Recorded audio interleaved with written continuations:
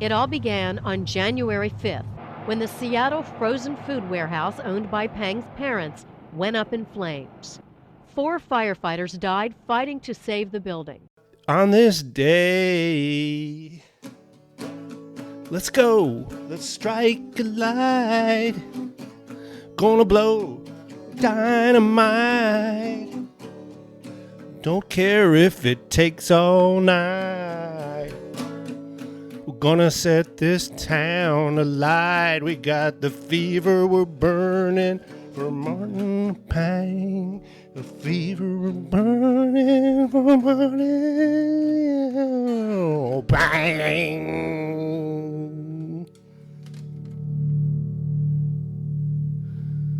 Rich kid who was used to living the good life. To me, it seemed like a witch hunt.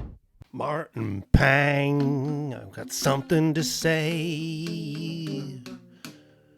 It's better to burn out than to fade away. So come start a fire with me. Let's burn it all to the ground. On January 5th, 1995, Martin Pang set fire to his parents' warehouse in Seattle's International District. Let's burn it up, let's go for broke, as the Def Leppard lyrics from Rock of Ages say. And watch the night go up in smoke. And watch the night go up in smoke. And that was the home to Mary Pang's Frozen Foods. And that ended the business. You could go to a Safeway in the area and buy, frozen Mary Pang's sweet and sour pork and stuff. But the fire destroyed the building and all their inventory and all their manufacturing equipment, and that was it for the business. And it's really too bad because a lot of these Seattle kind of local family-owned food businesses get sold to conglomerates, and the heirs to that business get rich. I'm thinking of Oberto of beef jerky fame. They recently sold to a Canadian-based food conglomerate, and the heirs to the Oberto fortune cashed out, and good for them, but the Pangs were not able to do that. Let's go, let's strike a light. Gonna blow like dynamite. Don't care if it takes all night. We're gonna set this town alight. And it's too bad. What is more tasty than frozen egg rolls or frozen fried rice? Yeah, 4 firefighters died. This is empty warehouse, no people there, middle of the night. There were some mistakes made by the firefighters in charge. And Martin Pang did hard time, and now he just got out. So we'll talk about him.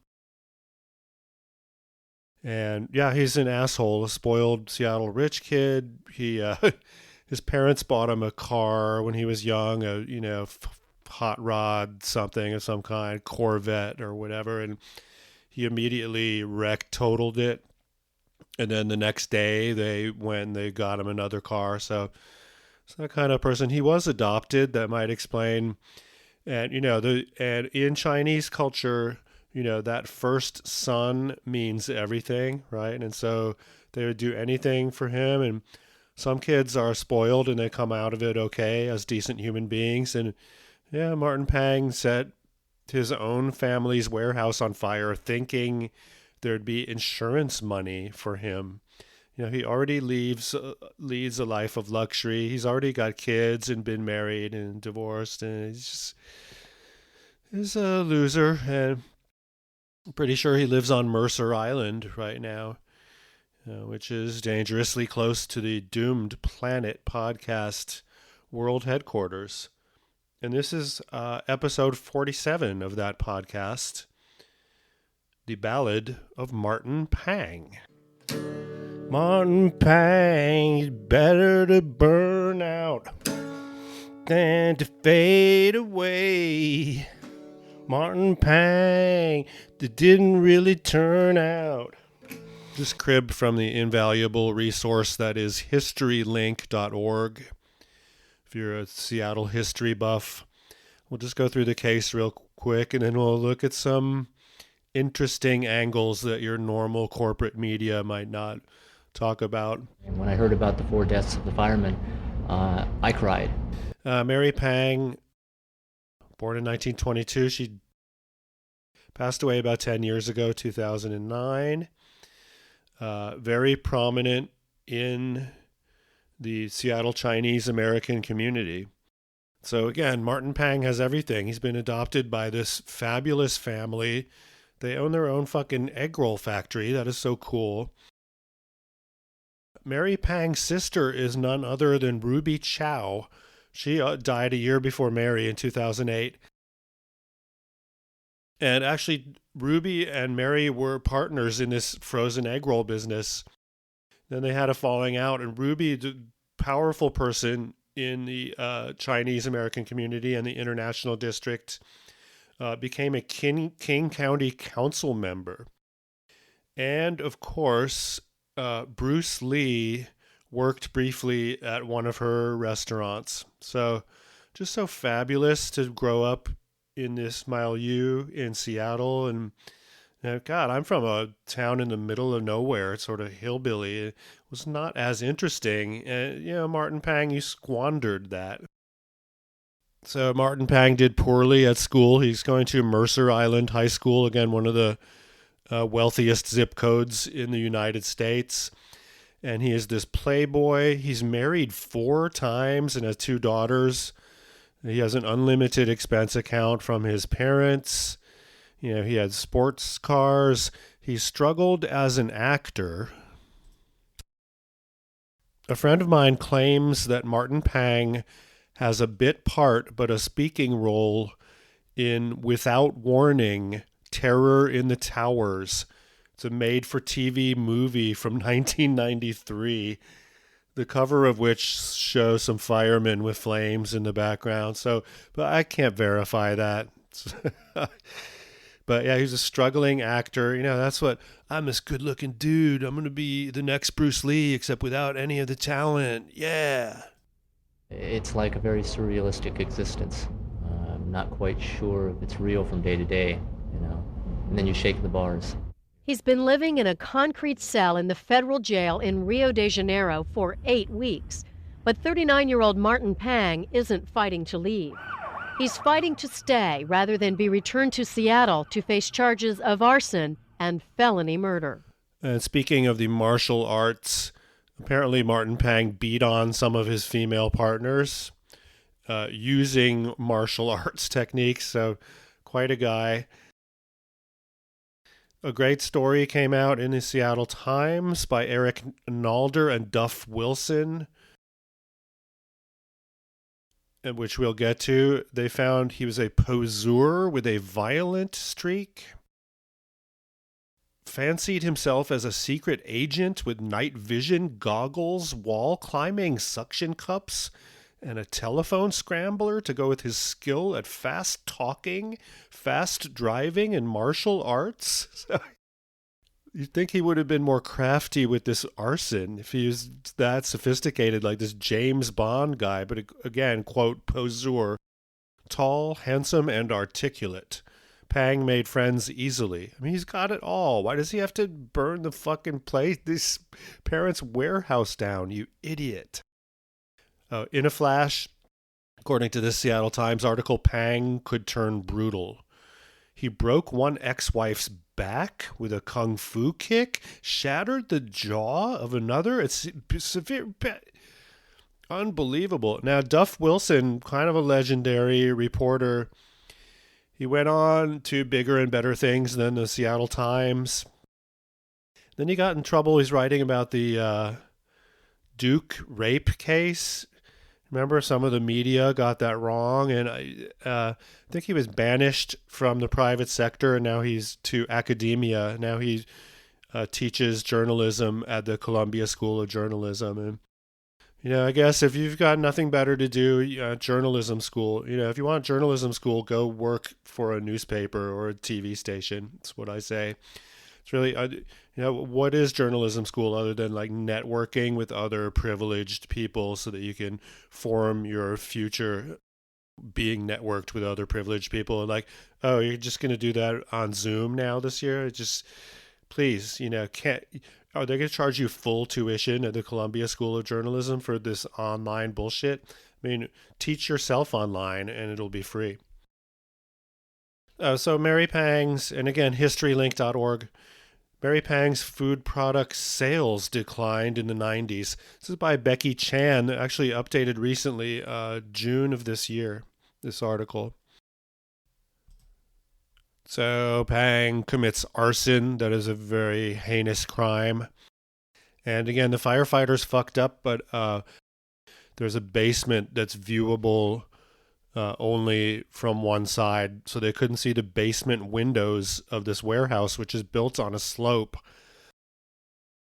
So then they thought the fire had been contained, and then these guys fell into the fire. Just horrific. And what I remember, they had the state funeral for these firefighters later on, a few days later.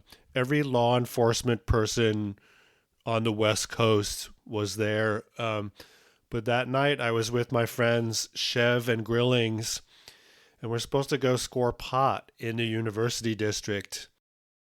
And you couldn't just go buy it at the store back then. You had to find someone. And then if that someone actually had decent product, then it was very valuable that you hook up with them. And so we got trapped in traffic trying to score fucking pot because of this firefighter's funeral. And I can remember we made a lot of disrespectful jokes that maybe even Lenny Bruce would blush at about firefighters dying is not a priority when you're trying to score some weed.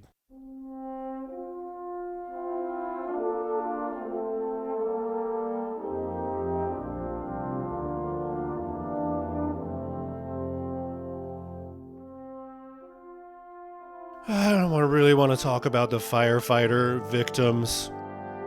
I've got to say, firefighters are good people.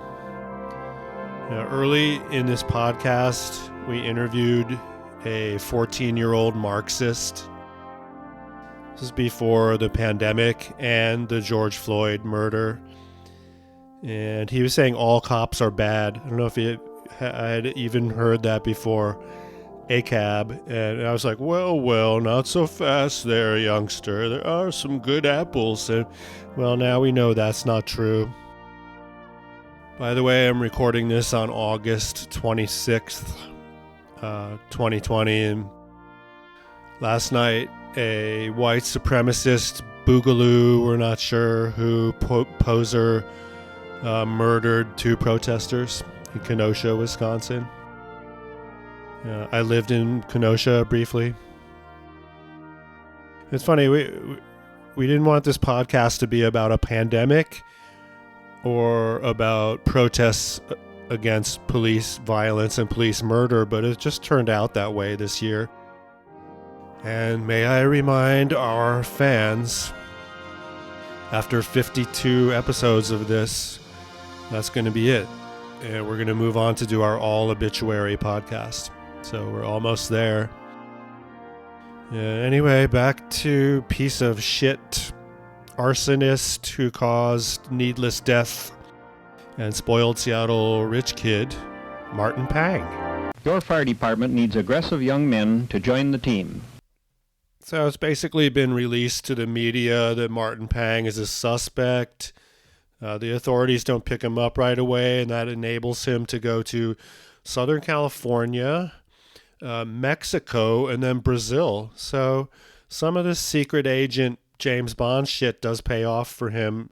The average murderer or arsonist is like, oh no, I'm wanted. What do I do? They're not going to figure out how to go to Brazil through Mexico. But again, he has the resources to do this. Firefighting in Seattle is a man's job and a team effort.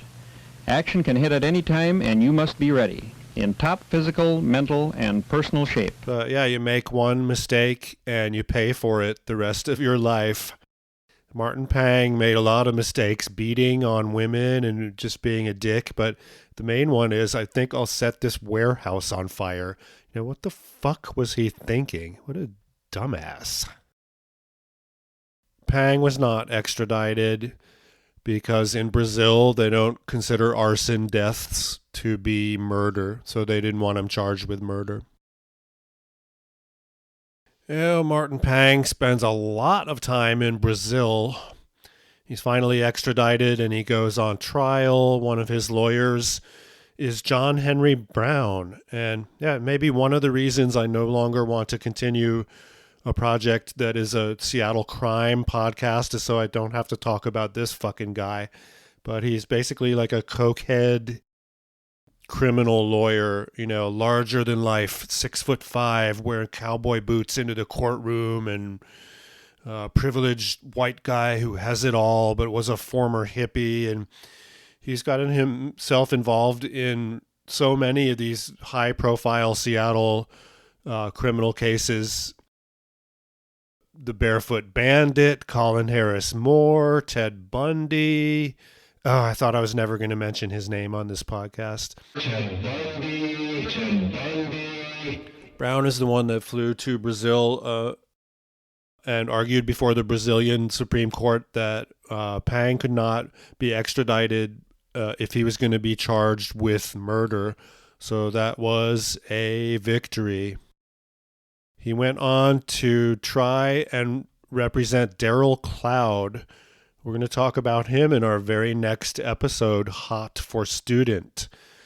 Daryl Cloud murdered his former middle school teacher with an assault rifle after years of sexual abuse. Very horrifying. So again, episode 48 is going to be Hot for Student, Daryl Cloud, and the always charming and mentally ill Mary Kay Letourneau, who just passed away. The relatives of the deceased firefighters received fortunes in settlements with the city after they sued the city of Seattle, like 9/11 amounts of firefighter compensation. Your extra benefits, medical, social, and retirement, are all very liberal. But most of all, there's something about being a Seattle fireman that makes each of us stand a little taller. Pang's ex-wife and an informant dropped a dime on Pang when he was in Brazil, and that's how the FBI located him. And again, wrapping up History Link here, a year after the fire, another firefighter who suffered a heart attack during the Pang fire died. So his name is not in a statue at the firefighters memorial. It's a bronze statue of 4 firefighters down there, but his name is etched on the memorial. It's the toughest and most demanding job the city of Seattle offers, but we think it's the most rewarding also. So John Henry Browne gets Pang to plead guilty to 4 counts of manslaughter. That's less than murder. He's sentenced to 35 years. According to History Link, he was not a model prisoner. When he was at Monroe, a hideously horrible and violent place, he collaborated with fellow inmate Charles McLean to concoct a plan to commit identity fraud. He had access to personal information on witnesses and firefighters from his case, so they were going to defraud these people, as well as people from the Tulalip Casino where McLean had worked. So does it get seedier than that? You're plotting to defraud the firefighters whose comrades died because of the fire you set? Then he was transferred to Walla Walla. So again, maybe the James Bond poseur shit, martial arts shit is going to pay off in Walla Walla. It's like, no one is going to fuck with, that's one of the most violent prisons in the world. No one is going to fuck with him there. It's like, people know what you're in for. Like, oh, crazy guy who set a fire. He knows kung fu or whatever. He's the practice. He can kick you across the room because of his training. And on September 27th, 2018, Martin Pang was released. He served 23 years, and he owes about $3 million in restitution. Can you make our team? Contact the Seattle Fire Department today. Martin Pang is so self-involved. Shortly after his release, he submitted a name change request to the Benton County District Court. I guess he's living in Prosser in the middle of nowhere in Washington. He wanted to change his name to Mark Sun Lee, but according to History Link, in a final act of cowardice, Pang failed to appear on his assigned court date, avoiding a confrontation with Kim Shoemaker Anderson, sister of one of his victims. So his victims are keeping track of his activities. Maybe he should start some kind of organic, locally sourced frozen egg roll company. Sometimes the Seattle Times, over the years, they've published these really memorable articles. And coming back here to Eric Nalder and Duff Wilson's piece from 1995, Charmer with a Dark Side. Martin Pang, sought in connection with a blaze that killed 4 firefighters, went through cars, money, and women at breakneck speed, making a lot of friends. But he could turn violent in a flash, and some say he used fire as a means of control and revenge. So the guy was a firebug. I mean, aren't we all? I'll tell you this, we saved a lot of fireworks that we didn't use on the 4th of July, and those are going to be set off during a future political event of some sort. We'll see what that event is. Let's do sort of a white hip-hop song based on the Seattle Times article. Race cars, speedboats, rental airplanes, exotic vacations, expense account, ex-girlfriends, ex-wives. There are many.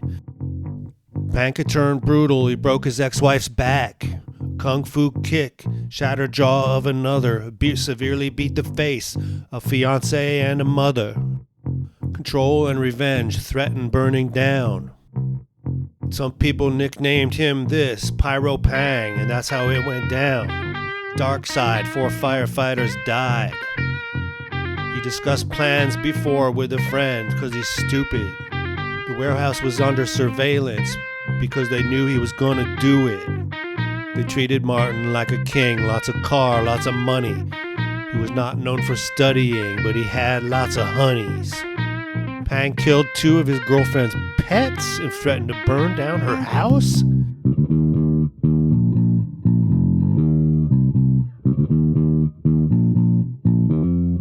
Oh, God, this guy, he's not worthy of even the worst white rapper. He had child support problems. He was deep in debt. An informant said he was going to burn down the warehouse. Martin Pang, you're an idiot. God, there are so many dicks out there that have cool parents. Mary Pang published a cookbook in 1991. It's called A Wok with Mary Pang. Get it? The pun? A wok is W-O-K, as in the most essential device for cooking in China. And it might have been a real publisher, Acropolis Books Incorporated. A healthy stroll through Chinese cooking. The cover, if not amateurish, is, I don't know, I mean, Mary Pang could have been this great, celebrity, TV chef and stuff. She's not on the cover. It's a photo of some mushrooms and some chopsticks. And, this is a low budget, no budget podcast. So we didn't buy the book or anything. I trust there's a lot of interesting stuff in there, good recipes. Someone online was trying to find Mary Pang's recipe for her sweet and sour pork. And they're writing, Mary Pang's was very big here in Seattle for a very long time. They went out of business several years ago. This is from 2013. Yeah, they went out of business because of the fire their son set. They specialized in frozen entrees like pork fried rice and a sweet and sour pork. And they write back, yeah, Mary Pang's was a commercial enterprise producing frozen Chinese foods that were sold in area supermarkets. Her actual production recipes, if they were available, would be large quantity recipes and might use some commercial ingredients. I had no success locating any of those recipes. There was a fire, and you can buy her book, A Walk with Mary Pang. Yes, there was a fire. And it's starting to piss me off more and more. You know, this dick, Martin Pang, is the reason I can't go to the local Fred Meyer supermarket and buy some tasty, incredible Mary Pang's sweet and sour pork. There's a million, imitators out there now, and a lot of those kind of products. They even have, soup dumplings, Korean dumplings in the frozen section, but I long for the and I never tried the Mary Pang. I feel like I missed out. I got cheated by this guy, this soulless, self-involved, he's not orange, but he is. He's a Trump. Martin Pang is a Trump in every sense of the word. He has no empathy for anyone. He lives within his own script, and the script is about him. Martin Pang. Mary Pang, as fabulous as she was, got a good obituary in the Seattle Times. She died in 2009. Mary Pang, who helped build the local frozen food empire that bore her name, has died at age 77. It's really sad to die when your favorite son is in prison, but she left him her money. She taught Chinese cooking classes from her own school in the International District. She gave fundraising dinners for local PTAs. She personally went to supermarkets to hand out samples of her product. She said, I tell them to try it. If they don't like it, they can throw it away, she said in 1977. 9 out of 10 people do like it, and they are our new customers. Sadly, Seattle Times says Mrs. Pang's name would also become synonymous with the 1995 warehouse fire her own son set. Authorities targeted Martin Pang immediately.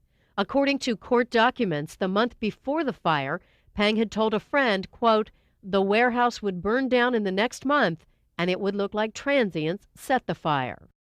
She was born in 1922 in South Seattle to Chinese immigrant parents, and she went to Franklin High School, dangerously close to the Doom Planet podcast recording studio. Then she went to UW. Harry Pang was a war hero in World War II. They married and opened a grocery store. And then again, she took over the egg roll fried rice thing from her sister, Ruby Chow. Ruby Chow was barely 5 feet tall. She landed all the new accounts and delivered all the food, but they had a falling out. It's this charmed life, but no one has a charmed life, even someone that is a self-made, wealthy person. And that's really the way to go. I mean, Martin Pang will never have that. I mean, he could have had that. He could have moved away and done his own thing, but yeah, it's like, do you have your own money? That's the ultimate catch for gold digging type of person would be, oh, are they wealthy, and did they make their own money? Oh, because that's somehow more fabulous. And in the case of Mary Pang, it is very fabulous. Let's wrap this up by sending some respect to the firefighters. We're going to the northwestfireblog.com. fire news in the Northwest and beyond. January 5th, 2020, 4 lives remembered. The Seattle Fire 4. And again, in my opinion, firefighters are decent people. They do have a dangerous job, and it's an important job. And they're not cops. This whole, as I was explaining earlier, the all cops are bad thing. Yeah, I'm down with that now. Every single cop is sympathizing with white supremacists, if not, in fact, a Nazi or boogaloo of some kind, and just an asshole. They're idiots. They are cowardly snowflakes. And again, they inflict violence and murder on people, mostly people of poverty and mostly people of color. And their response to all these protests against police violence and murder has been police violence and murder. And as of last night in Kenosha, a guy with a long gun is shooting at a crowd and they're letting him walk away. And earlier they gave him a water bottle and they're like, "We appreciate what you boogaloos are doing." I'm not making this up. Hats off to firefighters. The fallen firefighter memorial sits in Pioneer Square, inspired by 4 Seattle firefighters who died battling a warehouse fire in Seattle's International District in 1995. Walter Kilgore, Gregory Shoemaker, James Brown, and Randall Terlicker fell to their deaths in the basement when the floor of the Pang warehouse collapsed. So they're remembering the 4 lives stolen from us, firefighter language, back on January 5th, 1995. Ex-wives and former girlfriends say Pang's threats of violence came in the form of setting fires. And the warehouse was under surveillance already. At 19:02 hours, Seattle Fire Dispatch initially received a 911 call from a reporting party, a band member who occupied one of the rooms within an adjacent building to the Mary Pang Chinese Food Company warehouse. God, I wish I knew what band that was in the neighboring building. A first alarm or full response was dispatched by Seattle Fire Alarm Center. 5 engines, 2 ladder trucks, 1 aid unit, a medic unit, air support, and 2 command staff immediately deployed in 1903 Pacific Standard Time. Fire crews were working on opposite sides of the building. Once inside, they found a few spot fires and immediately knocked them down. Those were near ground floor level. Crews were working in adverse conditions that included 0 visibility.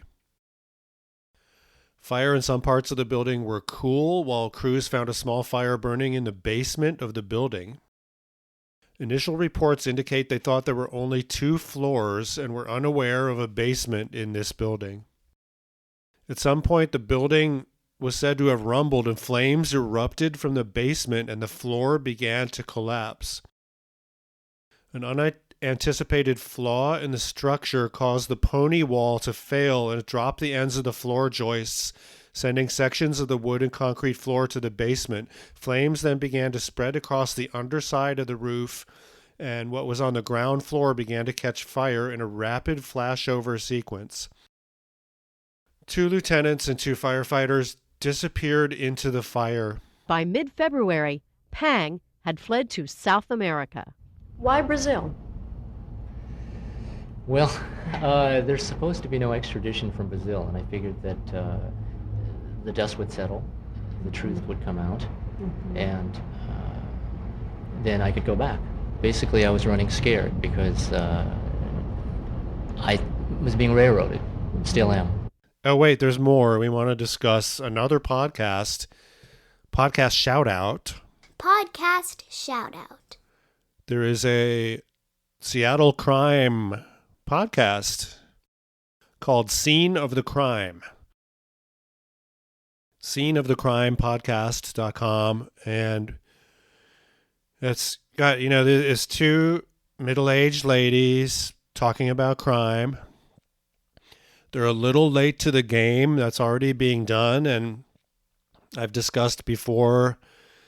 Some of these, like the two ladies who are titillated by stories of women being tortured and murdered by serial killers, I don't like that genre of podcast. That's another reason to not do a crime podcast.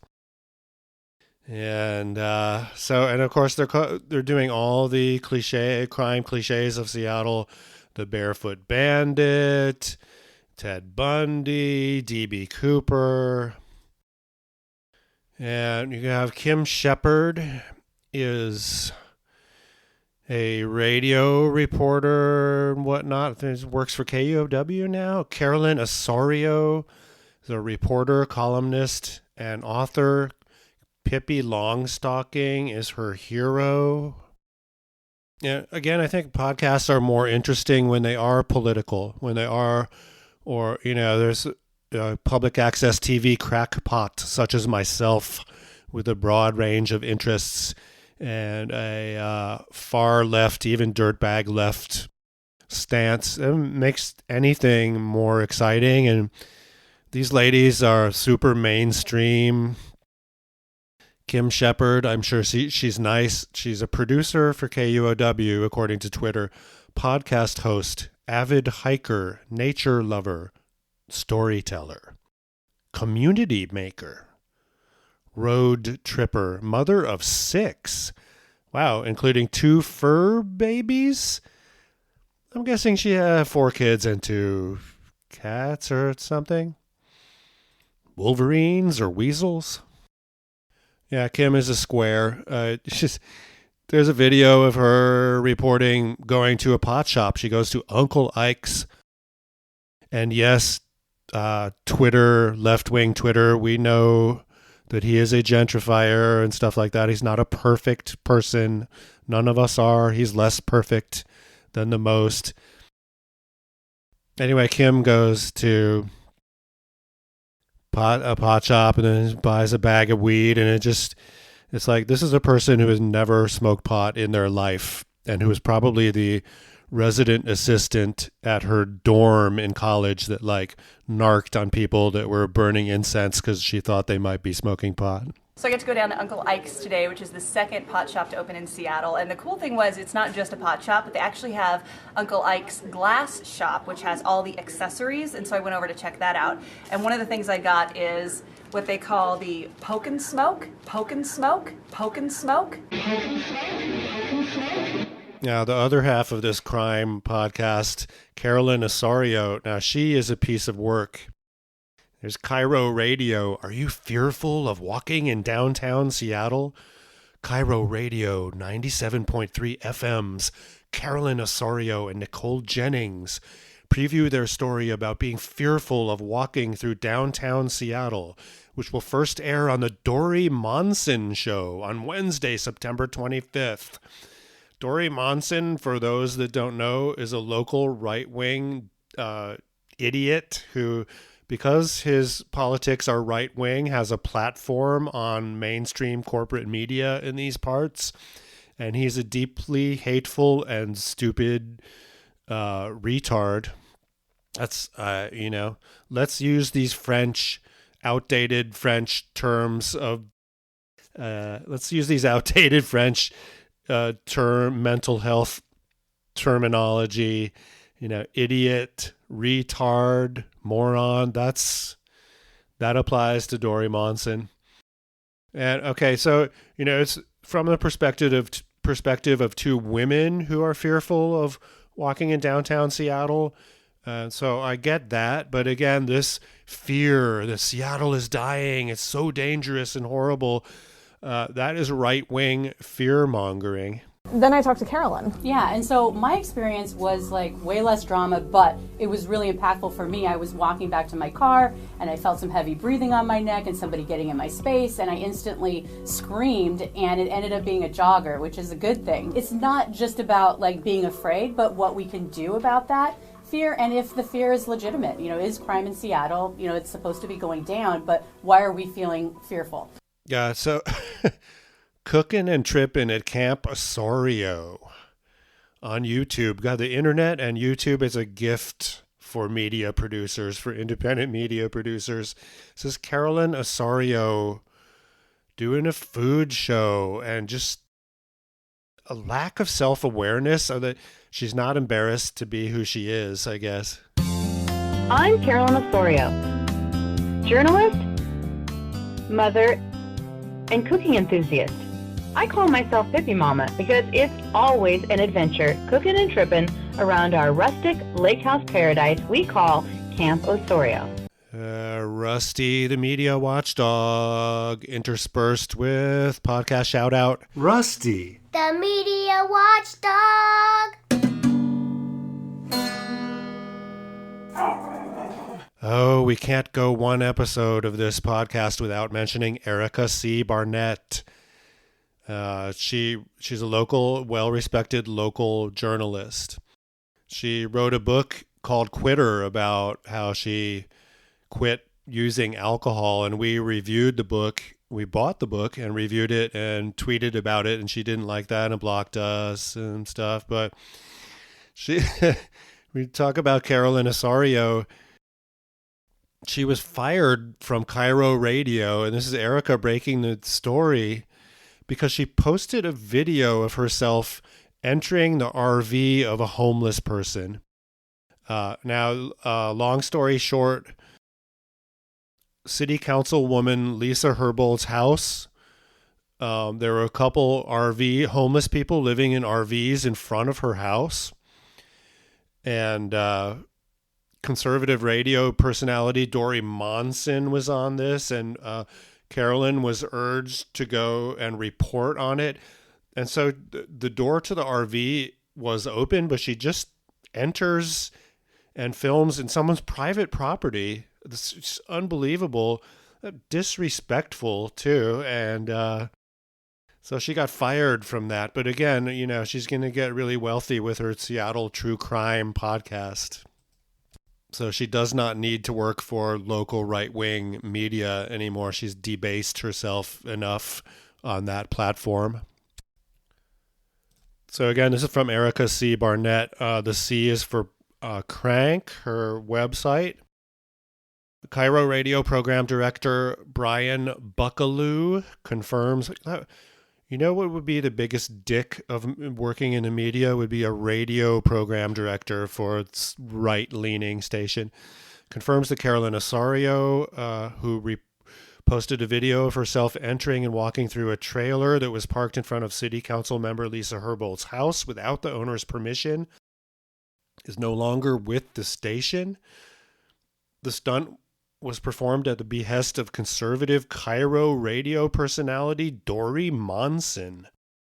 Monson praised listeners who showed up at Herbold's house, says Barnett, protested, in air quotes, outside the RV and covered it with spray-painted slogans, including Dory for president. He has not apologized for encouraging his listeners to vandalize and break into the vehicle. And he's still on the air. Of course, Dory fucking Monson is still on the air.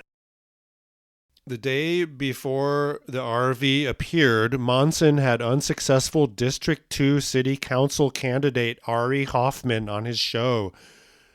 And again, for the millionth time, Ari Hoffman lives dangerously close to the house where the Doom Planet recording studio is located, in the basement of that house.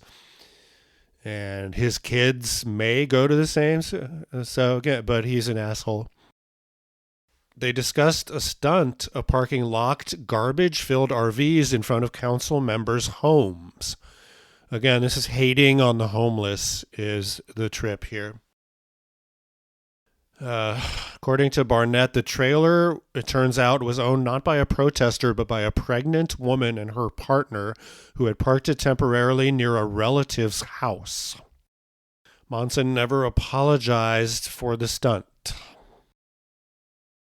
So there you have it. We go from a Seattle rich kid becomes an arsonist to some podcasters who don't have a clue are going to do an episode about this guy. It's shameful. It's looking up this Osorio woman,